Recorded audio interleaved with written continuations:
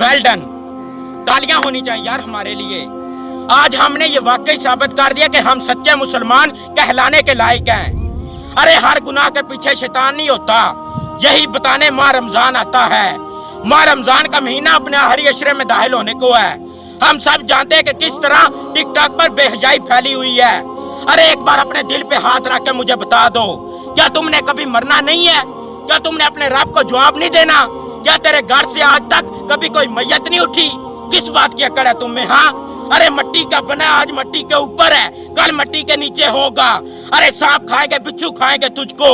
एक औरत जिसके जिस्म को, जिसके खूबसूरत गालों को कभी आसमान की निगाहों ने नहीं देखा था, आज उसकी मटकती हुई कमर और उसके जिस्म पर टाइट कपड़े और उसके जिस्म की नुमाइश आज बिगड़े हुए लड़कों की आंखों की ठंडक बने हुए हैं। अरे खुदा का वास्ता बदल दो ये निजाम, लौट आओ अपने रब की तरफ। एक कैद जरूरी है। इस दुनिया से जाओगे तो एक अजीब सा वाकया होगा।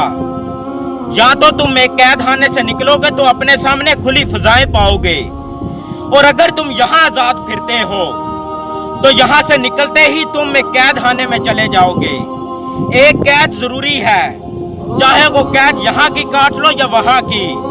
यहाँ की कैद अमल और बंदगी की कैद है और चंद दिनों की कैद है, और वहाँ की कैद बेबसी और जहन्नम की कैद है। और अलबत्ता वहाँ के दिन बहुत लंबे हैं।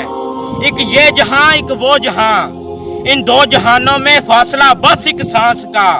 जो चल रही तो ये जहां, जो रुक गई तो वो। दरख्त पर उसकी औकात से ज्यादा फल लग जाए ना तो उसकी टालियां टूटना शुरू हो जाती हैं, और अगर इंसान को उसकी औकात से ज्यादा मिल जाए ना तो वो रिश्तों को ही तोड़ना शुरू कर देता है।